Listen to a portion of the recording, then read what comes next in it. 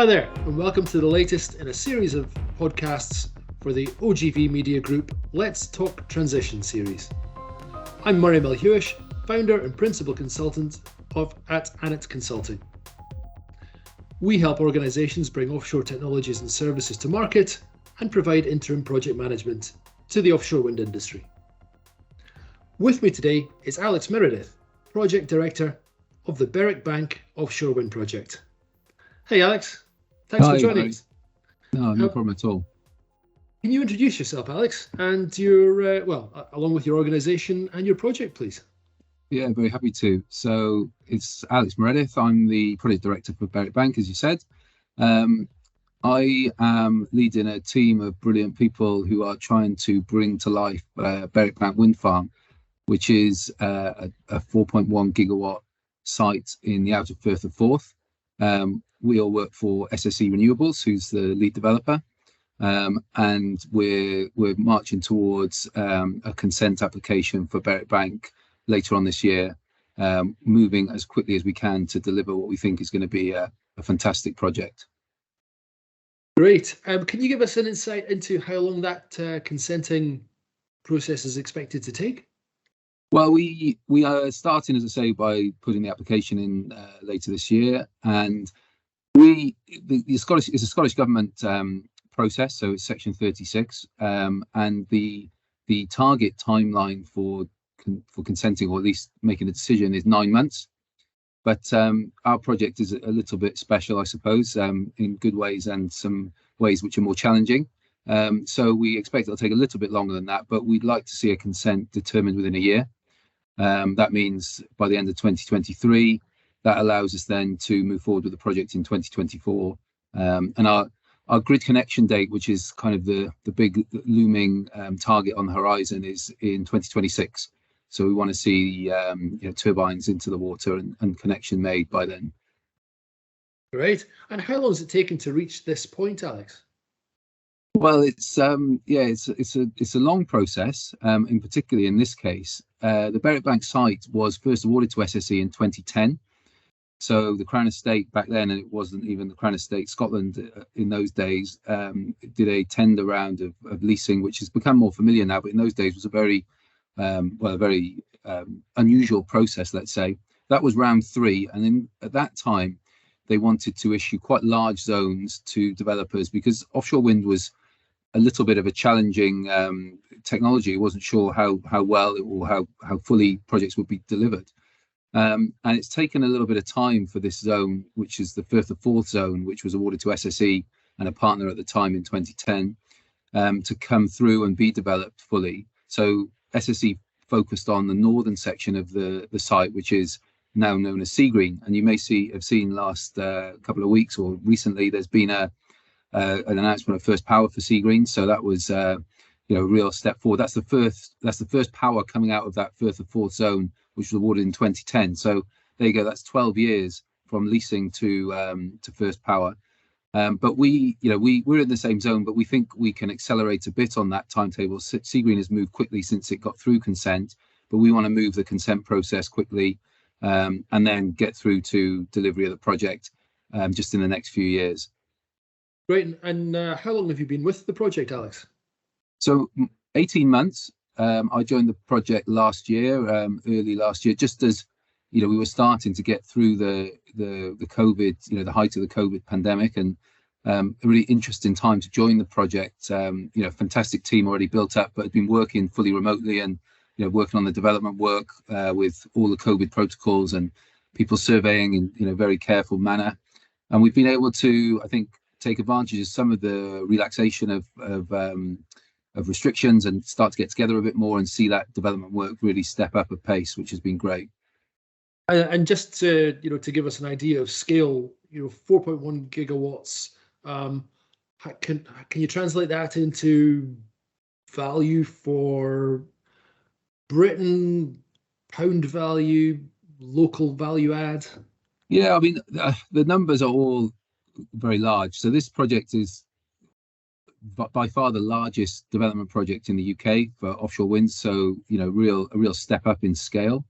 In terms of what it can deliver, firstly, enough electricity to power 5 million homes potentially. So, a huge amount of electricity for consumers, but generally for GB and for Scotland to decarbonise, that's the kind of capacity that we need from our wind project. So, real step up there. And then in terms of economic value, we think there's going to be a spend of something close to 9 billion in the UK. Half of that almost in Scotland. So, upwards of £4 billion to be spent in Scotland as we go through this process across the lifetime of the project.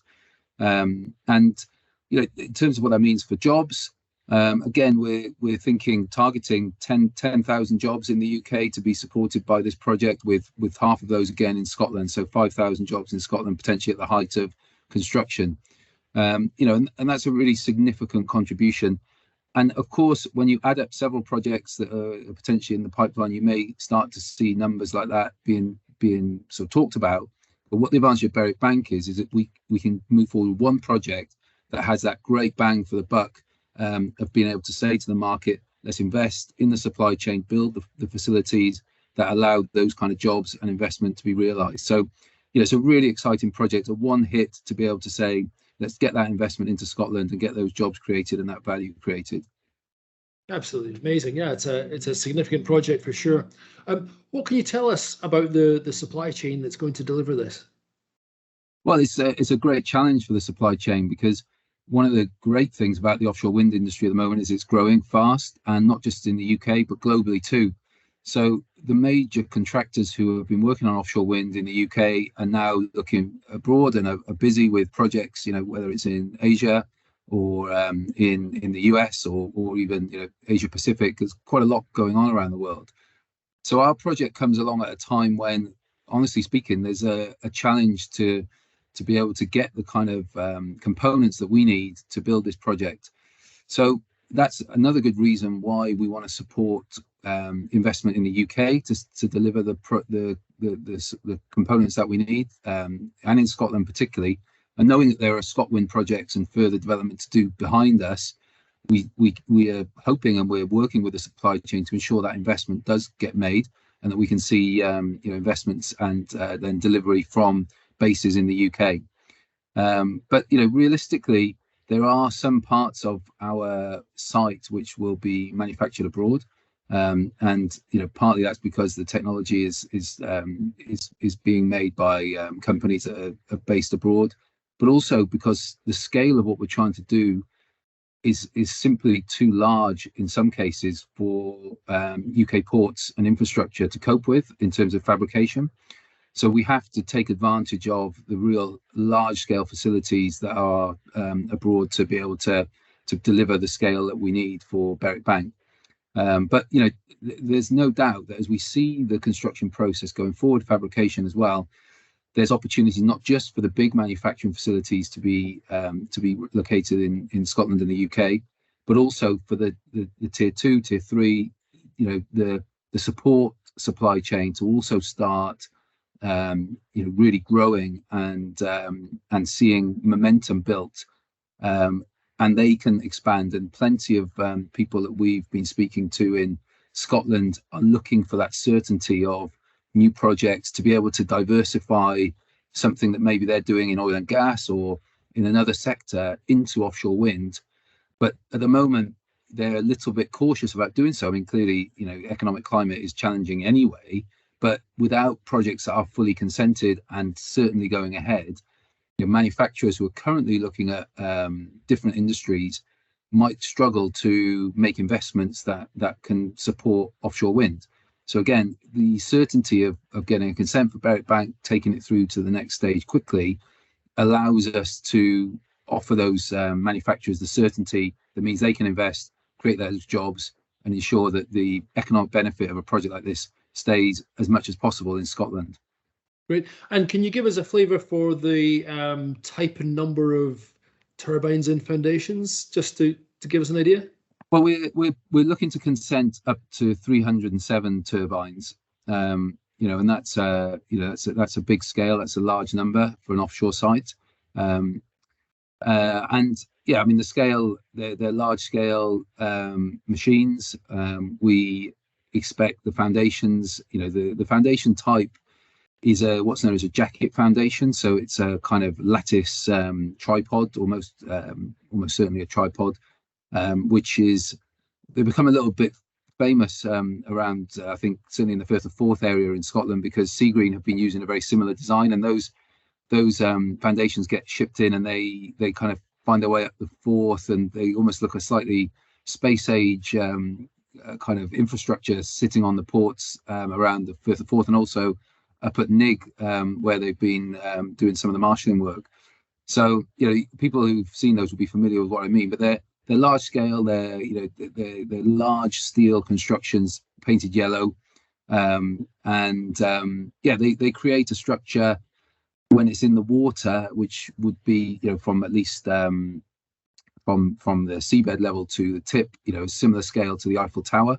Really large scale structures, and clearly a definite again step up in scale for us compared to some of the projects that people will be familiar with. Certainly turbines onshore are not at the same sort of scale.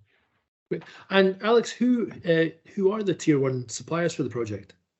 Well, we haven't completed our procurement work yet. In fact, we're still at a reasonably early stage in terms of engagement of the tier one suppliers, and we'd anticipate though that the main suppliers will be suppliers who've got a strong track record in delivery of these kind of projects, and that's an interesting challenge, because we always want to see good competition in the market, but equally we also have to see partners who we can rely on and we know have done this work before. Particularly working in the offshore environment, that does limit some of our options, because clearly we need vessels and capable vessels as well. And one of the big challenges we've got is that as our turbines and our foundations and our overall components scale up, the vessels that are available to transport some of these things into the field and to install them, the number of those is not keeping pace. So we want to see greater scale vessels. And so we have to work with suppliers who are able to either offer those kind of scale vessels or have ways of manufacturing them in time for our delivery. Great.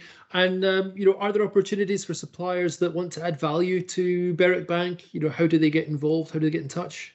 Yeah, so we've got a website, berwickbank.com, which has a link through a very straightforward email to be able to give us a shout that people are interested in being part of the supply chain.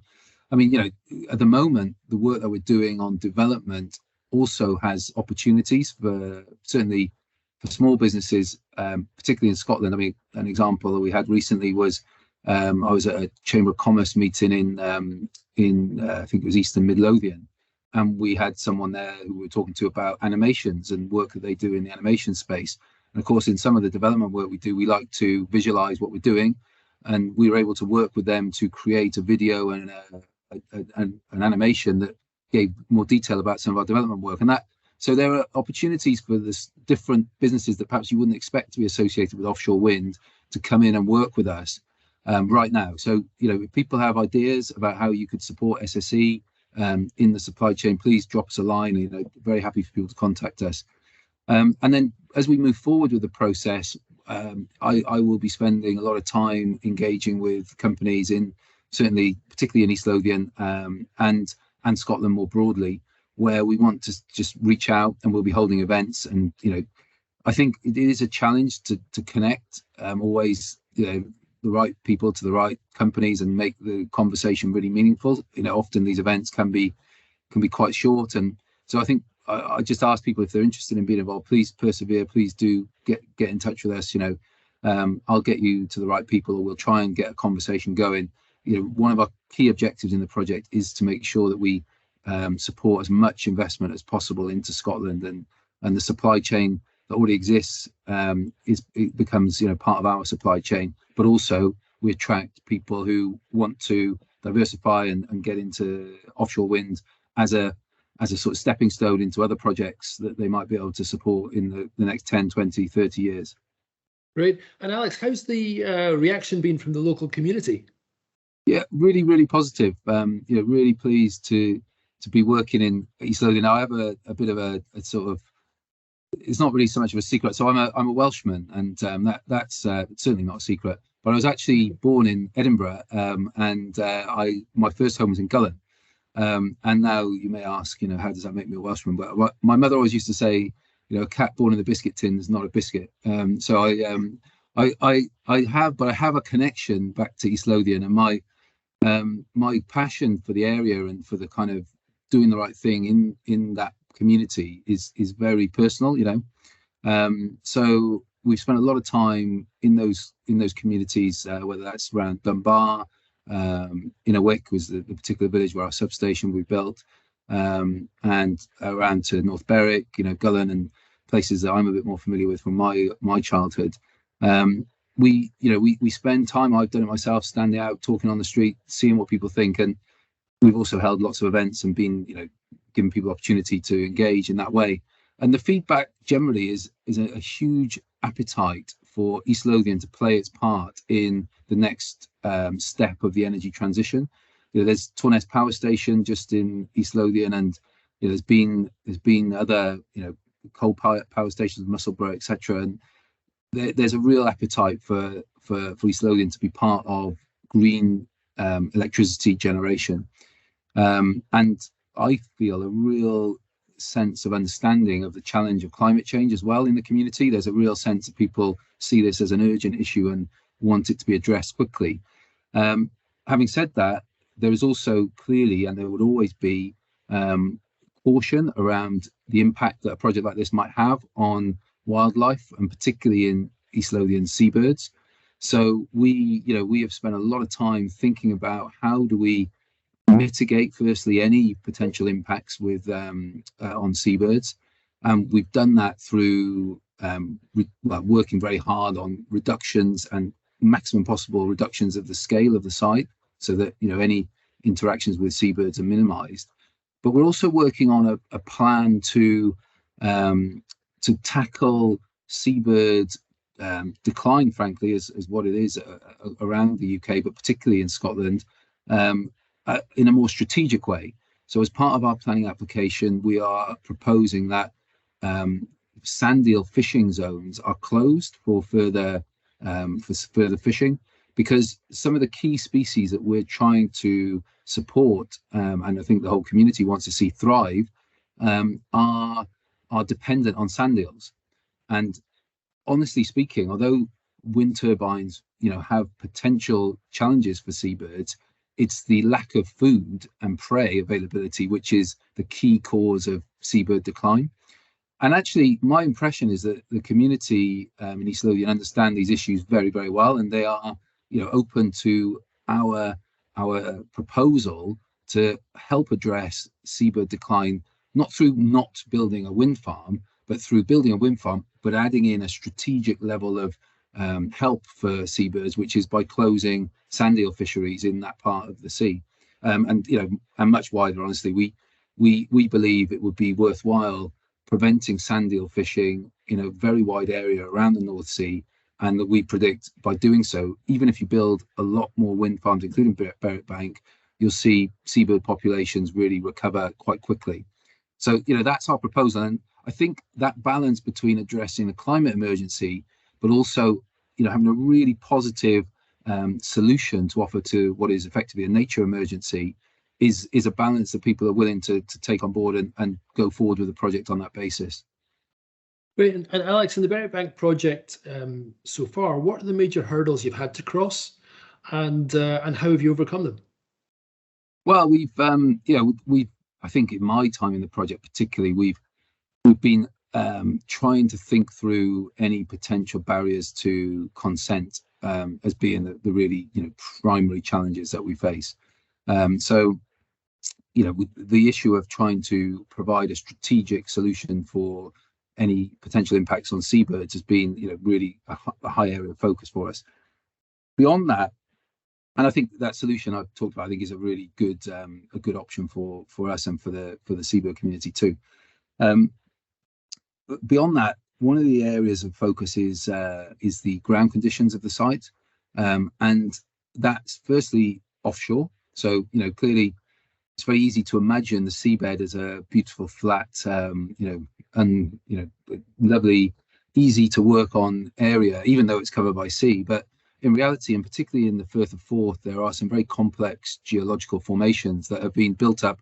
Scotland's geology is what it is. It's a beautiful, on land, you see the really interesting volcanic plugs and the way that the landscape is shaped. And under the sea, that has a kind of parallel. There is a lot of interesting formations there. Now, I won't try and pretend my geological knowledge is of an order that I can give you the full briefing on that. But the geologists that work with us have been really focused on understanding that geology really well, because when we put these huge foundations into the seabed, we have to be sure that they will hold and that they will be solid for the lifetime of the project. So we go out and we do exploration campaigns on vessels which dig boreholes to understand what the sediment and the rock looks like beneath the surface. And so that's been a big focus for us. And we can then bring up a kind of ground map beneath the sea to give us an idea of what we're working with.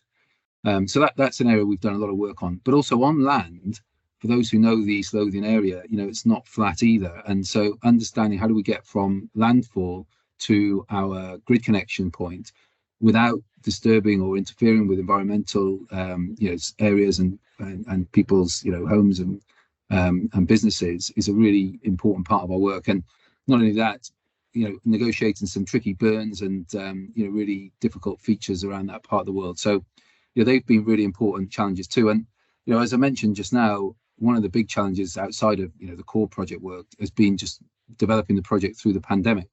For example, we've done the biggest aerial survey campaign that's ever been done in this area, and we had to go through a process of understanding how could we set planes, which are quite small but traditionally two person in a plane, out to survey when you couldn't have people within 2 meters of each other. Now, and these planes are not big enough to have that kind of social distancing. So we had to come to an arrangement to allow that to go on safely during the pandemic.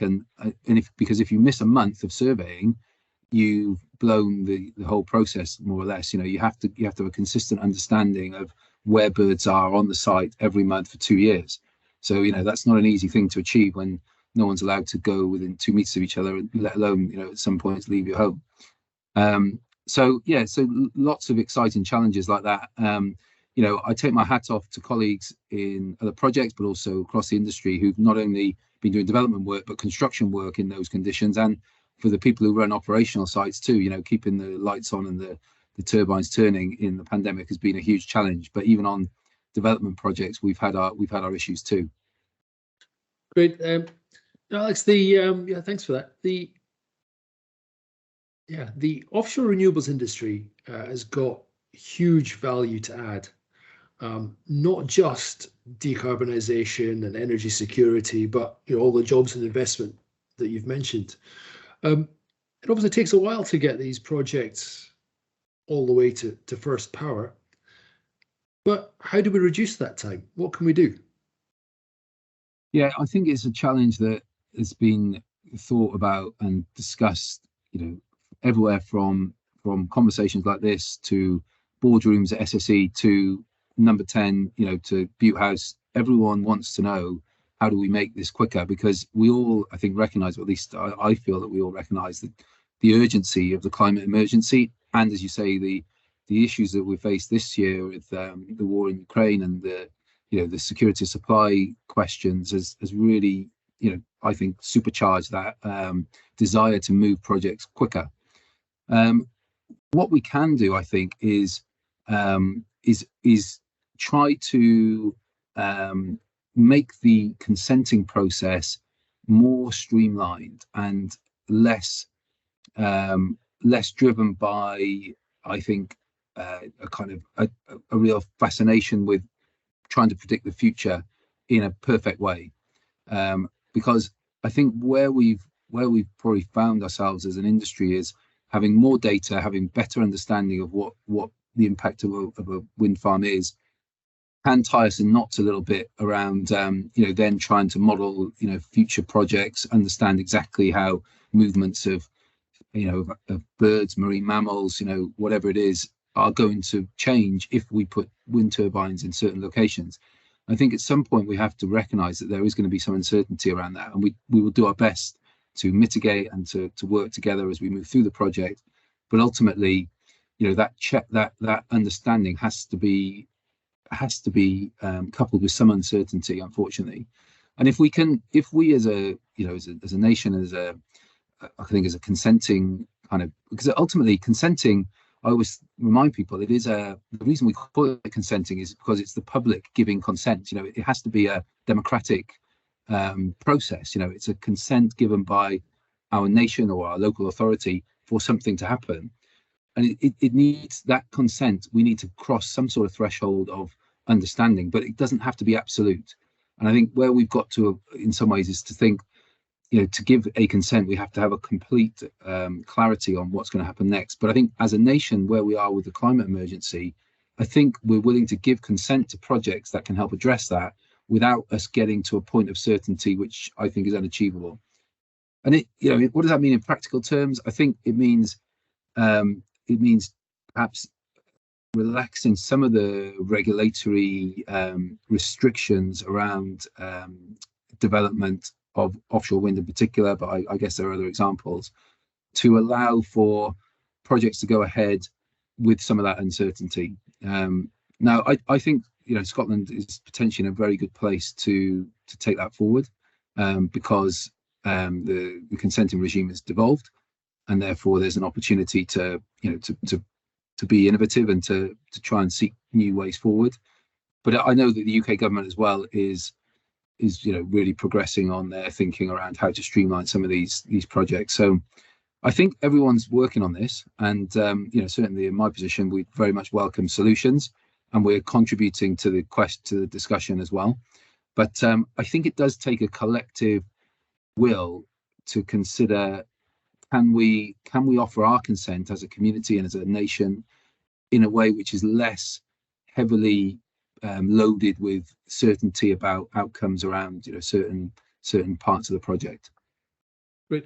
And Alex, one of the areas that one of the area of criticism that I often hear from the naysayers of the industry is the problem with wind power is that it can't be stored. Do you think enough's being done to develop and stimulate storage of energy from offshore wind?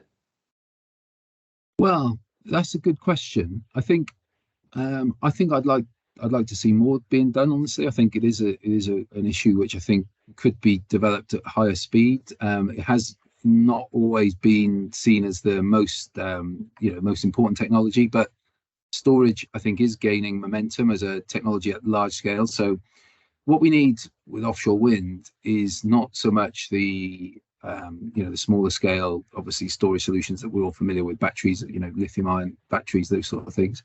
It's more the long duration storage.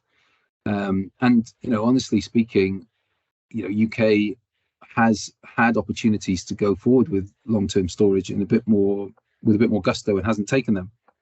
And at SSE, we're developing a large-scale hydro storage project called Corrie Glass, which is, a number of those projects would be a really good way to bring something of a solution to this.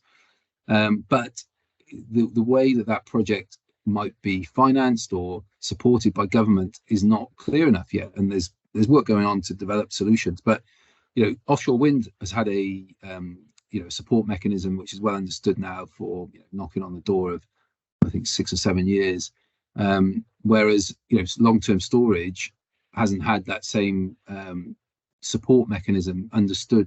And so people who've had good ideas or technology that might have come to market or been developed at scale haven't been able to do that. Not only that, the way that offshore wind connects to the grid it complicates the ability to put long-term storage around the grid connection, because we, as a developer, we have to sell our transmission assets once we've developed and built the project. So the buyer of a transmission asset doesn't necessarily know that they want storage as part of that transmission solution.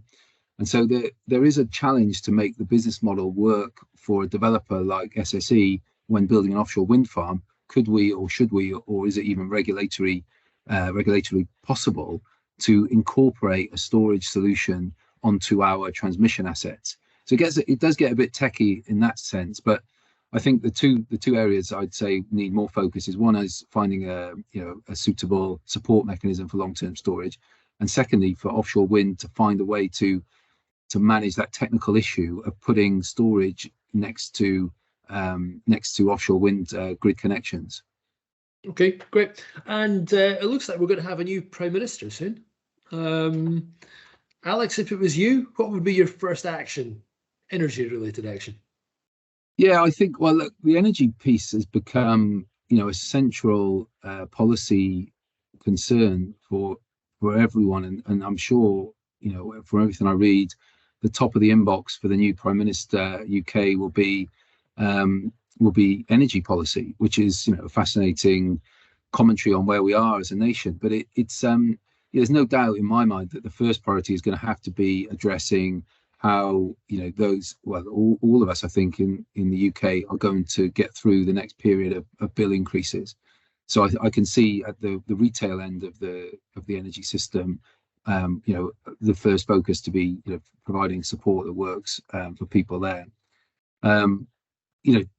More on the supply side and the generation side, which is probably, I suppose, where we're more thinking. I think that emphasis on speeding up consent is the right area, and I'm pretty confident that there is a strong agenda already set in Westminster particularly, but I know as well at Holyrood, to ensure that process of refining and speeding up consenting continues. But I think the main point, honestly, is that there has to remain a clear focus on decarbonisation and achieving net zero as quickly as possible, and that kind of overarching support for that agenda is the most important thing. That we have to maintain a kind of leadership role in offshore wind, particularly specifically, but also in other technologies, to ensure that the UK can get the most out of all of the investments that might come, not just from offshore wind, but in other technologies too. And if we were to find ourselves in a position where there was a doubt or a concern about whether there was an appetite to really go forward and deliver net zero, I think that would have a really negative effect on investment decisions and the way people are developing technology in the UK. And that goes from big developers trying to build offshore wind farms to the small scale technology companies, the spin-offs, the people who are looking at really interesting solutions, whether that's digital data, whatever it is in the UK, would be thinking, oh, hang on, if that agenda wasn't strongly part of the next government or future governments, there would be a sense of, are we in the right place to take that forward? And that's what we need to avoid. So I think keeping the momentum going, but keeping a very public and determined commitment to net zero and all of the positive investments that will come with that, it's going to be the main thing I'm looking for.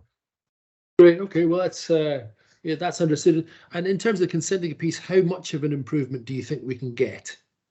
Well, as I say, I mean, the current target in Scotland is 9 months for a consent decision. Now we, because our project is large scale, taken time to get that application ready. I think 9 months to a year is a good target, honestly, for a consenting decision. If we could reduce the burden on the information that has to be provided into that submission, that would shorten the time that we take to get there. So I think some work in that area would be good. In England and Wales, so following the other planning regime, there's an 18-month period for these kind of decisions. I think that could definitely be reduced. So I think Scotland, as I say, has an opportunity to lead on this. But Berwick Bank is a bit of a test case in this context because there hasn't been an offshore wind consent decision for a few years in Scotland. And when they did come through, they did take a bit longer, and they were, well, to be fair, actually, the last one was done within, I think, a year. So I think a year is a good target, and I think we can maintain that, and then push on from there. But I think the need to get Berwick Bank through the process quickly will set the agenda, and the understanding that people will say, well, actually, the Scottish planning system is one that can move efficiently, or in the alternative, if it doesn't move quickly, then that might send a message to suggest that projects might take longer to get through the process, which wouldn't be a good thing. Great. Alex, this is the fourth of the podcast interviews that we've done. And each time we ask the audience to suggest some questions. And I'm delighted to say the first time we've got a question. So the question's this. Offshore wind relies on the climate to generate electricity, and it's often said to be important in the climate change battle. In conceiving and delivering a major offshore wind project such as yours, is the effect of a change in climate or a change in wind resource factored in from the start? Well, I mean, the answer to that is yes, with some caveats in that we don't know yet quite how that wind resource is changing. I think what we can do is try and expect a change and build with the technology that is best suited to manage those changes. So, for example, we know quite a lot about the wind speed and direction that we've experienced since we've been monitoring in the Firth of Forth. And, the data on that is strong. Obviously, we've been working there for 10 years and we have a good understanding. But we do know that climate change is creating more violent storms, more challenging, kind of intense periods of wind, and then potentially, periods without wind. And so we need to make sure that the manufacturers that we're working with are designing blades and turbines to take advantage of the wind when it's at its peaks, but also to be able to harness even the meagerest wind resource when it perhaps drops. So yeah, we are always looking to sort of predict and to understand weather patterns and wind data better. And honestly speaking, that's partly because we are looking to get the most out of our machines. So when we design the layout, when we look at how we space the turbines, we're looking very closely at wake effects and what are changes in the potential layouts going to do to yields overall. So yeah, I mean, and trying to think through what our project looks like in whether it's 2050, 2055. Is important to us because we want to know that we'll be getting the most out of our machines, in that period too. So no, I think it's a really good question, honestly, and we are definitely working hard to try and understand it as well as we can. Great, and Alex, we've said that you're the man that's leading a £9 billion project to deliver 307 Eiffel Towers size structures onto the seabed off the east coast of Scotland. It's an incredible project. I'd like to understand how you came to lead such an impressive project. Can you take us through your career to date? Yeah, well, I'll give you a bit of a flavour for it. I mean, it's my background actually is working in legal, and so I trained as a lawyer originally and was very passionate about the environment. And I think, sometimes those two things, are difficult to bring together. But actually, my feeling was that with legal skills, you can get much more into the detail of, how you address climate issues and, what are the regulatory challenges that you might try and overcome. And I was very passionate about that. So, I spent quite a lot of my time on climate marches and doing lots of advocacy work, but equally doing legal work in the background. What should I say? The legal work was in the foreground, and maybe the protests were in the background. I don't know which way around it was. Yeah, and in the end, although I worked for a law firm originally, I was determined to go and get closer to to the action, and I took up a job in another utility, actually working on wind projects. And through that process, it's an interesting challenge though, because all of the big utilities historically were also some of the biggest polluters. And so the choice I made was very much that it's better to be in a utility that's looking to change and to develop projects and to do the right thing than to be outside shouting about it and saying how come you're not doing any better. So working within a utility to try and make sure their wind projects were given the prominence they deserved, even through some years where offshore and onshore wind weren't seen as being the great investment opportunities they are now. And over time, I moved out of the legal function into a more commercial role and into a project. And I have to say it's been a great step for me, because I love being an advisor, someone who is able to assist with projects and to take them forward and to solve problems in that way. But being part of the team, being part of the real engine of where the activity is happening, was something I really, really enjoyed and continue to enjoy. And when the opportunity came up to work with SSE on Berwick Bank, as I say, I had that affinity and affection for the area, for East Lothian, and the project is of a scale which to me felt was significant and a step change for not just Scotland but for the UK in terms of delivery on decarbonisation. That I was very, very excited to try and take up the role of leading the team. But that's the point, is that this kind of project is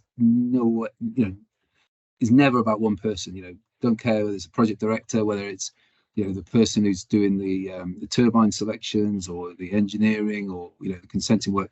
It's a massive team effort. I'm lucky enough to lead the team, and that means I get to do some of the nice things like have chats like this. But reality is the work that goes on in a team like mine. We're talking about there's over 50 people working on this project now, and it's a great privilege to be able to lead a team and be able to take the project forward.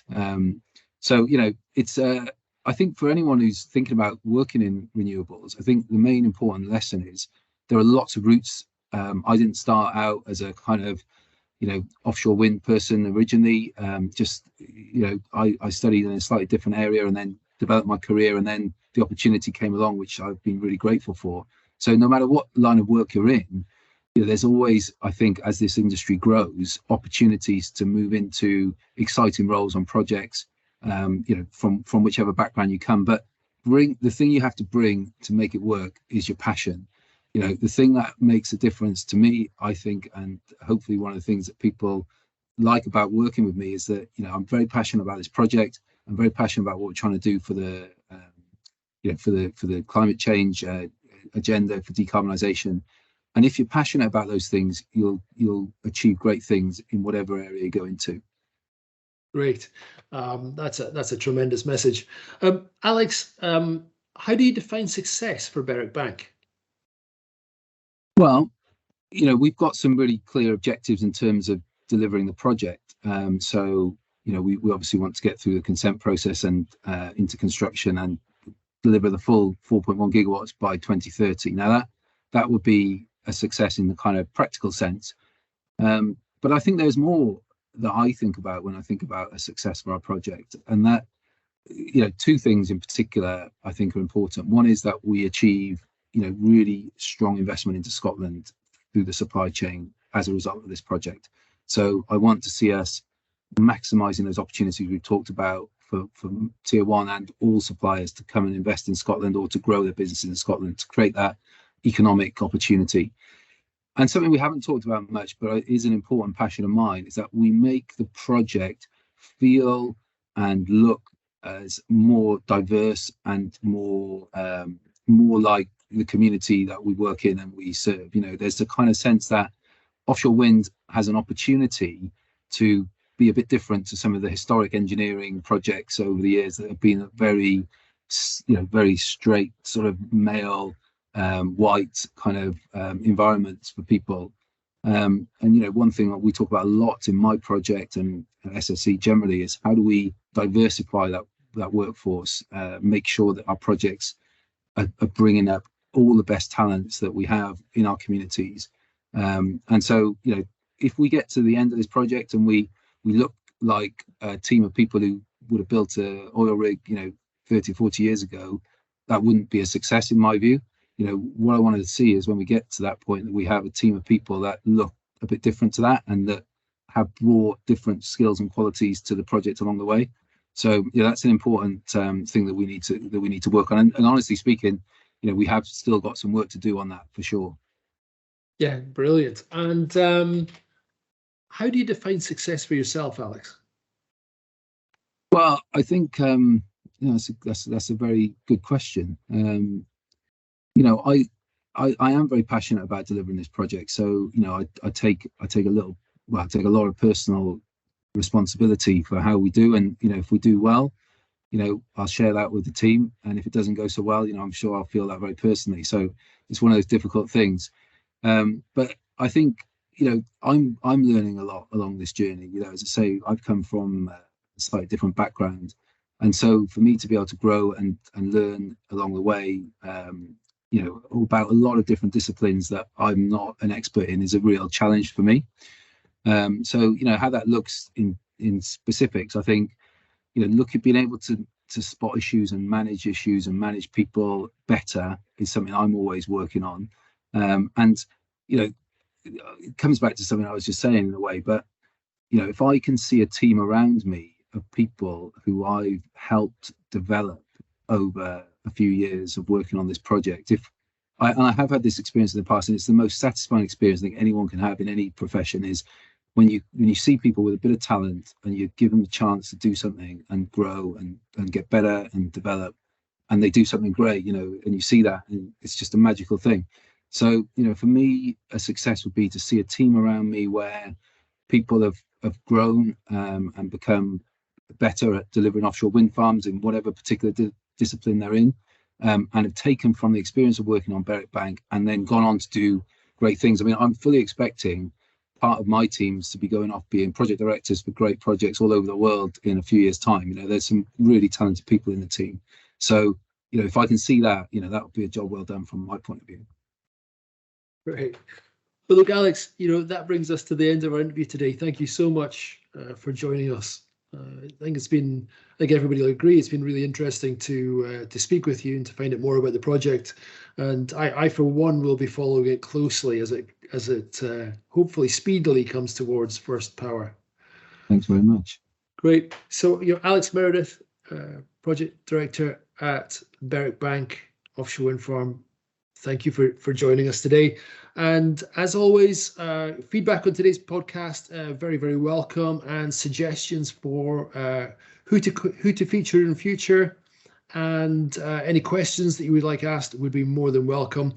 Feel free to get in touch through LinkedIn or by email. My email address, Murray, Moray, @anetconsulting.com. And I hope to see you in the next episode, when we feature more leaders, innovators, and directors from throughout the offshore wind industry. Thank you very much.